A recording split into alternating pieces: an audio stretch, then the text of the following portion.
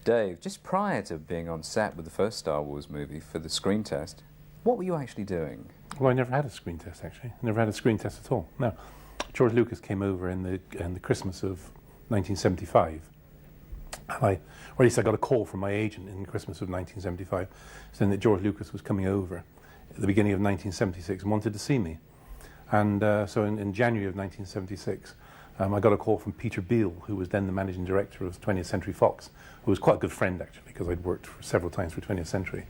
And he called me up and said, look, you know, I'd like you to come up and meet this guy called George Lucas who wants to see you about a film he's doing later in the year. And so off I trotted up to the 20th Century Fox offices, and I met up with Peter, and Peter eventually took me in to meet George, and I'm confronted with George, who to me looks like a very young student, and with his beard and hair all over the place, and you know, check shirt, like, you know. And he turned around to me and said, well, he said, I'm doing this film called Star Wars, which is like a space fantasy movie. And he said, I'd like to offer you one of two parts in the movie. I thought, wow, this is great, you know, being offered one of two parts in a movie, like, you know, without having to do anything. So I said, my immediate question, I said, well, you know, excuse me, I said, you live in Los Angeles, and I've always worked in England. I said, how did you know of me? And he said, I saw you in Clockwork Orange. If you're good enough for Stanley Kubrick, you're good enough for me, like, you know. And so I said, well, what are the two parts? And he said, well, the first part's a character called Chewbacca. And I said, well, what in the hell is Chewbacca? And he says, like a hairy gorilla that goes through the film on the side of the goodies. And I thought, oh, God, no, I don't want to do any more masked parts. I'd really got to the stage where I thought I'd done enough masked parts. I'd all played all these Frankensteins and monsters and creatures and things like this. And I thought I'd done enough of this. And I thought, well, I'd like to get away from doing this and let people see who I really am, you know. And so I said, no, I don't fancy that, George. I said, you can keep that. And so I said, what's the other one? He said, well, the other one is the big villain of the film, a character called Darth Vader. And I said, well, don't say any more, George. I'll have the villain's part. Thank you very much. And he said, well, tell me for why? Why did you pick the villain? And I said, well, if you think back on all the movies that you've ever seen where there were goodies and baddies, I said, you always remember the baddie. I said, if you think back on all the James Bond movies, for instance, I said, you remember people like Odd Job, you remember Goldfinger, you remember Dr. No, you remember all these terrible villains. I said, but you tell me who played James Bond in the movie. And he said, Dave, he said, I think you've made a very wise decision. He said, because nobody will ever forget Darth Vader. And here we are 23 years later, traveling around the world on the back of Darth Vader, and Darth Vader has now become accepted as the ultimate screen villain of all time. And also I just got voted into the second most recognizable icon in sort of history. I think it came second to Mickey Mouse, actually, which is quite a good accolade once again to have, you know. So, you know, I'm very pleased. I mean, I took the script away, obviously, and had a read, and you know, by the time I'd read the script through and then turned up at the theatrical costumiers, which is Berman's, I'd already realised what a great part this Darth Vader thing was. And then, of course, I go and see the costume, and there's this big black mask and helmet. I thought, oh, here we go again, like, you know. So, but that was how it all happened.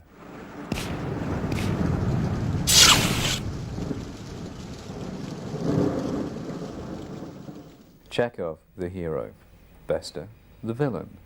Which of the two offered more challenge for you as an actor? I don't think there's any question that Bester was a more challenging role. You know, life has a funny way of evolving and developing. It's really nice that it came to me, that this character, rather late in the game. I might not have appreciated it as much had I been offered this kind of experience, you know, back when I was in my 30s.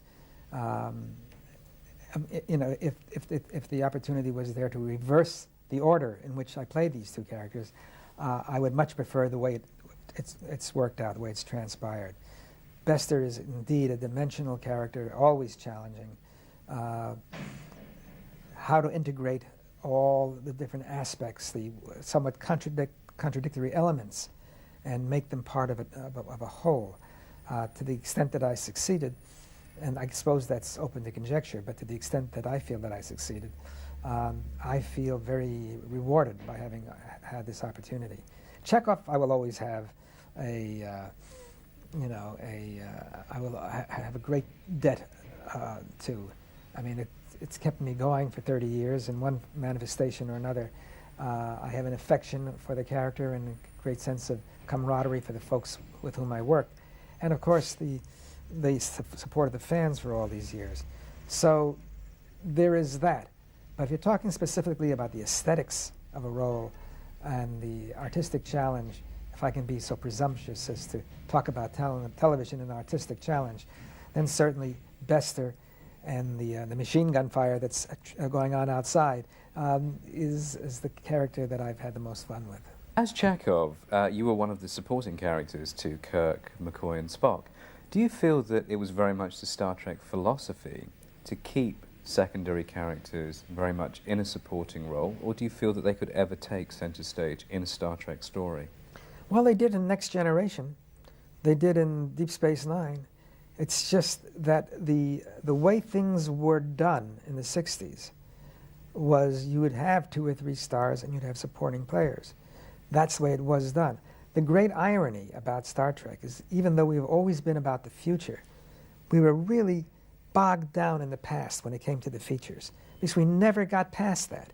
We were always the supporting characters. We're still in that 60s mentality of the three stars and the 4 talking furniture, you know, to one degree or another. But that was, I think, that was really not as a consequence of Gene Roddenberry's vision of how it should be, as much as it was a reflection of the times. That's generally the way things went. Walter, you've expressed an interest in potentially playing a character in Tales of Midnight, the animated series. What would be different for you in playing an animated role? I've done a little voiceover animation work, so I've had some experience with it. I don't know. I think you try to make it make it as rich as possible. Try to make the character, the vocal qualities as dimensional as possible. You don't have the advantage of the physical expression and the behavior. So I think it's not that you overact, but that you're cognizant of how much you need to be able to bring to the vocal performance. As part of its 50th anniversary range of collectibles, Corgi brings to life the characters from Tales of Midnight from highly acclaimed creator Francis Lee. Beautifully sculpted in resin and superbly crafted in metal, these limited edition figures are a must for any collector. Available now from selected retailers.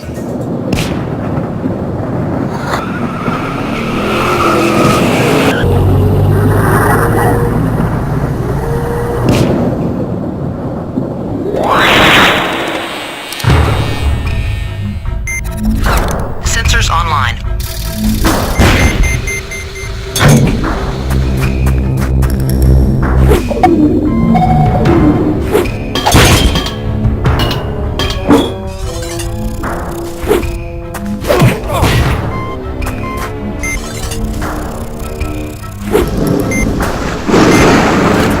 We don't have much time.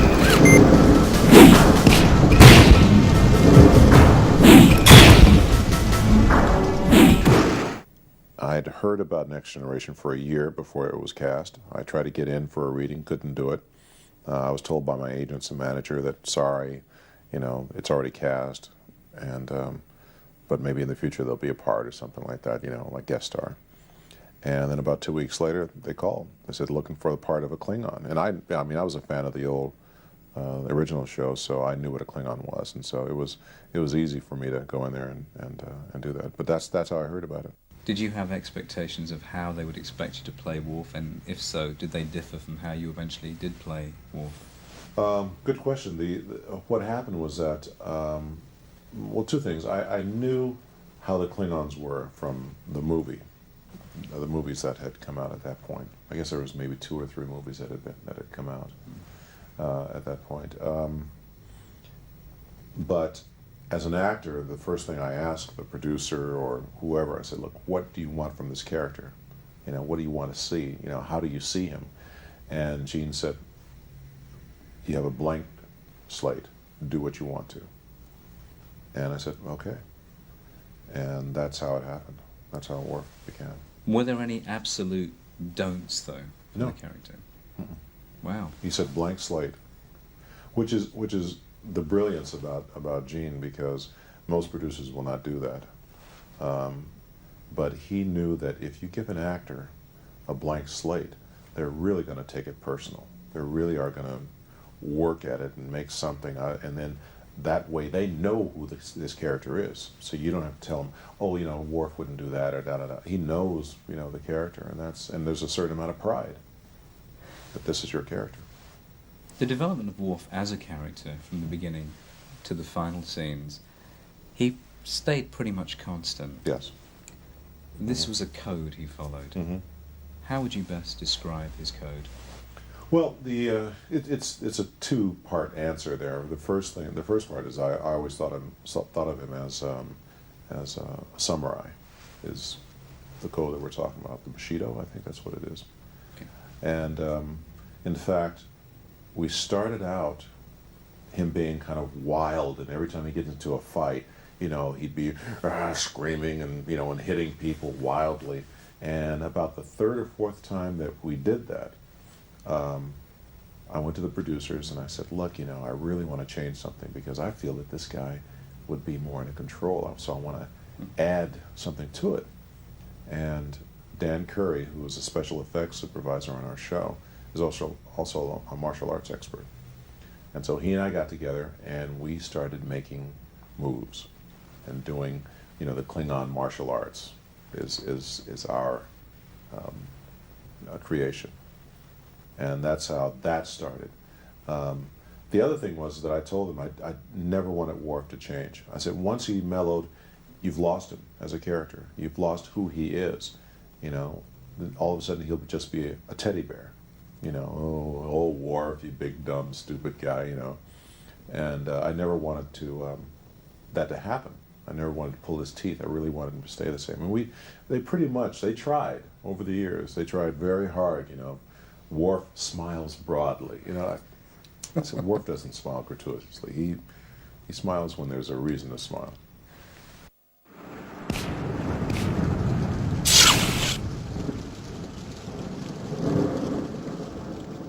The part of Greedo was relatively short-lived on screen. Should have been in it huge amounts more. Actually, I did film quite a lot, which wasn't in the original film. That was the next question. I mean, how long, in terms of shooting, were you actually on set to provide that? I think I was there a fortnight at the most, but only in the cantina sequence.